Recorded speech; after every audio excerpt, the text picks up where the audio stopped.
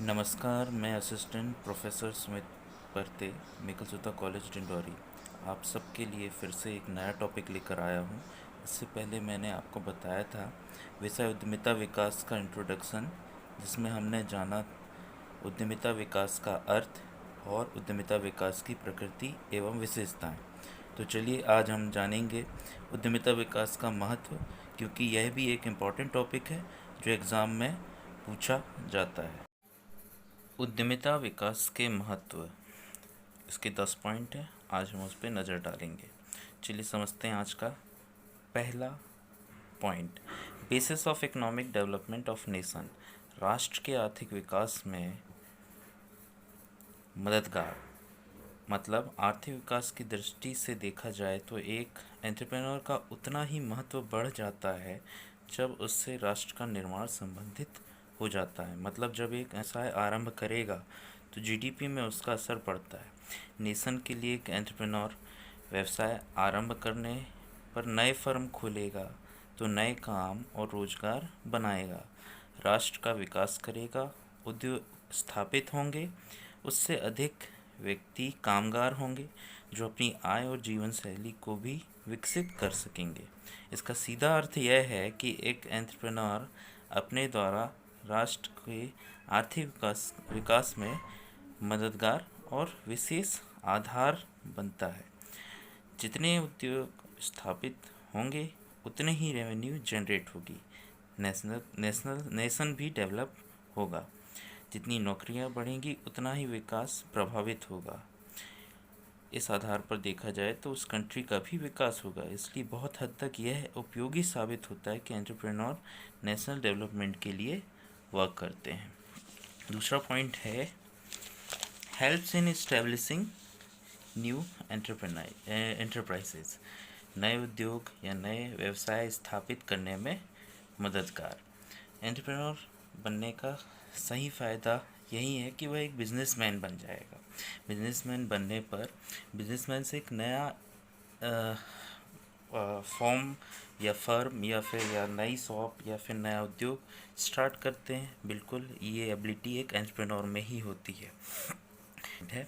Contribution in development and expansion of existing enterprises, मतलब already एक व्यवसाय चल रहा है या फिर एक नया ऑलरेडी एक बिज़नेस है, तो उसमें कुछ भी इनोवेटिव या क्रिएटिव आइडियाज़ लगा के उसको किस आधार पे चलाना है, किस आधार पे बढ़ाना है ना। नई नई चीज़ों को क्या उसमें उपयोगी साबित होंगी, उस चीज़ को महत्व को समझना एक उद्यमी या फिर एक एंटरप्रेन्योर के ही बस की बात है।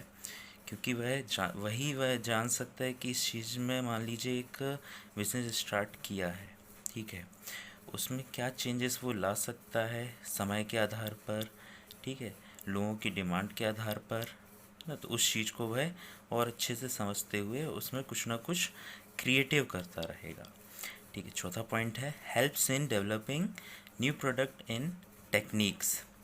बिल्कुल मॉडर्न सिनेरियो में समय के साथ साथ जो भी बदलाव आते हैं तो उद्यमी उस चीज़ को अपग्रेडिंग करता रहेगा, अपडेशन करता रहेगा। नई टेक्निक्स आती हैं, नए मॉडर्न टेक्नोलॉजीज़ ईजाद होते रहते हैं, कुछ ना कुछ नया मार्केट में डिमांड बना रहता है। मान लीजिए कुछ नया ट्रेंड आया है ना, किसी भी साइंटिफिक रीज़न से या फिर कुछ भी जो है मौजूद है ना, उसके आधार पर कुछ ना कुछ अपडेशन आ रहा है, कुछ वर्जन आ गया। मान लीजिए एक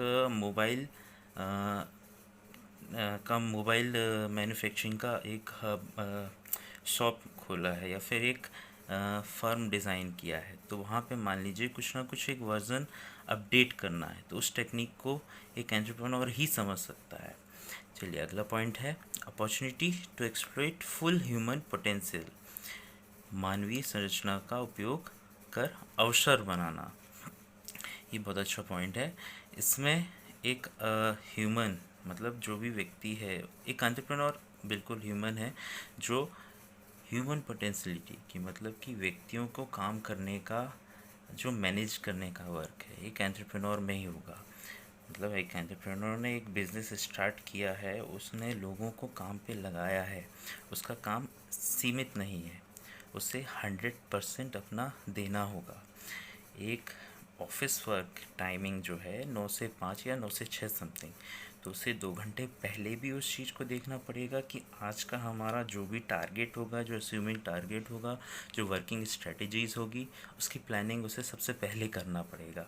प्लस जब ऑफिस वर्क ख़त्म हो जाता है तो उसे रात 11 बजे तक भी ये चीज़ भी देखनी पड़ती है कि आज हमने क्या क्या अचीव किया, क्या क्या चीज़ें बनाई, और कल हम उसको कैसे एग्जीक्यूट करेंगे, और क्या आगे आगे स्ट्रेटजीज़ बनाएंगे, प्लान क्या होंगे। डे बाय डे के जो गोल हैं वो सेटअप करने का काम एक ह्यूमन पोटेंशियल, मतलब कि 100% एफर्ट उसे अपने बिजनेस में झोंकना पड़ता है। ठीक है, अगला पॉइंट है क्रिएशन ऑफ एम्प्लॉयमेंट अपॉर्चुनिटीज़। बिल्कुल, रोजगार के अवसरों को बनाना। जब एक एंटरप्रेन्योर एक व्यवसाय को किसी स्थान विशेष, बड़ी जगह या छोटी जगह पर बनाता है या सेटअप डिज़ाइन करता है, तो वहाँ के लोगों के लिए रोजगार के अवसर बनाता है। वहाँ के रिसोर्सेज को यूज़ करते हुए वहाँ के लोगों को एम्प्लॉयमेंट देता है ना। वहाँ पे मान लीजिए एक सेटअप किया बिज़नेस किसी भी जगह पे, तो वहाँ के लिए उसे प्रोडक्शन यूनिट के लिए चाहिए लोग, ठीक है। फिर प्रमोशनल एक्टिविटीज़ के लिए लोग चाहिए, फिर उसके बाद में मार्केटिंग के लिए लोग चाहिए, है ना। फिर फाइनेंशियल अकाउंट्स मेंटेन करने के लिए भी लोग चाहिए। तो इस आधार पर लोगों के लिए रोजगार के अवसर खुल जाते हैं, और यह पावर एक एंटरप्रेन्योर में होता है। ठीक है, अगला पॉइंट है प्रमोट्स कैपिटल फॉर्मेशन। बिल्कुल, पूंजी निर्माण को बढ़ावा। इससे क्या होगा कि मान लीजिए एक एंटरप्रेन्योर ने एक बिज़नेस स्टार्ट किया, इसने स्टार्ट किया 1 लाख रुपए से, ठीक है। अब उसका प्रॉफिट मान लीजिए 5 लाख समथिंग जाता है एक साल में। तो ऐसा नहीं है कि 10 साल आने वाले 10 साल में उसका प्रॉफिट सेम एज रहेगा, कंपैरिजन नहीं। 10 साल में हो सकता है वो करोड़ों कमाए, है ना। तो इससे कैपिटल ज़्यादा से ज़्यादा जनरेट होगी, फॉर्मेशन बढ़ेगा, है ना।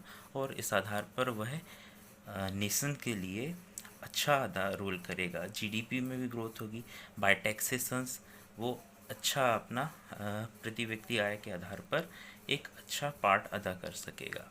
अगला पॉइंट है बैलेंस्ड इकोनॉमिक डेवलपमेंट, संतुलित आर्थिक विकास। इसका अर्थ ये है कि मान लीजिए एक फर्म एक ऐसा प्लेस है जहाँ पे फर्म का ढेर सारी इंडस्ट्रीज़ हैं, फर्म्स हैं, है ना। विकसित जगह है जहाँ पे अच्छा खासा इंफ्रास्ट्रक्चर्स है, काफ़ी डेवलप्ड है, और एक ऐसी जगह जहाँ पे ये सब चीज़ें नहीं हैं। तो एक एंटरप्रेन्योर ही है जो इस दूरी को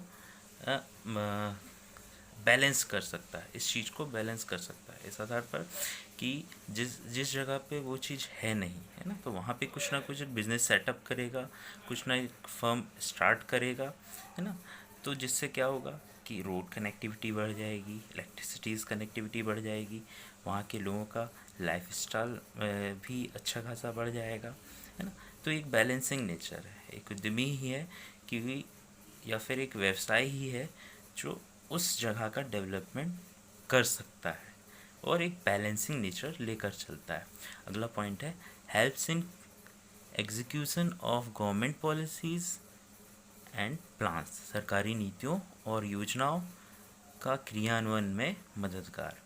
बिल्कुल, एक एंटरप्रेन्योर जब अपना बिजनेस आरंभ करता है तो आप जैसा कि जानते हैं कुछ ऐसे बिजनेसेस हैं जिनमें सब्सिडीज़ मिलती हैं, या फिर समय समय में जब बजट पास होता है ना, पार्लियामेंट में जब बजट रखा जाता है, तो बहुत से ऐसे प्रोडक्ट्स हैं जिनमें कुछ छूट दी जाती, कुछ राहत दी जाती है, या फिर टैक्स बढ़ाया जाता है, या फिर कुछ नए योजनाएं स्थापित की जाती हैं, है ना, अमेंडमेंट पास होते हैं, कुछ ना कुछ रूल्स एंड रेगुलेशंस रखे जाते हैं।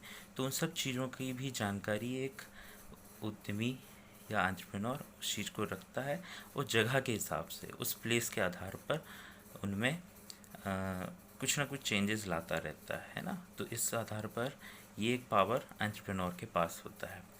अगला है हेल्प इन सोशल चेंज, सामाजिक परिवर्तन में मदद करना। ठीक है, इसका सीधा सा अर्थ ये है कि जब एक प्लेस में किसी फर्म को डिज़ाइन किया या इस्टेब्लिश किया, तो वहाँ की सामाजिकता कैसी थी, रूढ़िवादी थी या कैसा क्या डेवलपमेंट का कुछ वो था नहीं, मेन फेसेस नहीं थे, ठीक है।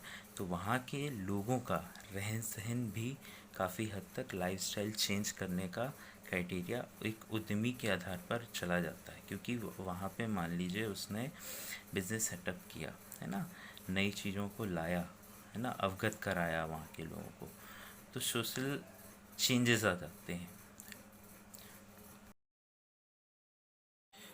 आई होप आपको सभी 10 पॉइंट समझ में आ गए होंगे। अगर नहीं समझ में आए तो कमेंट बॉक्स में जाकर कमेंट करके उससे पूछ सकते हैं।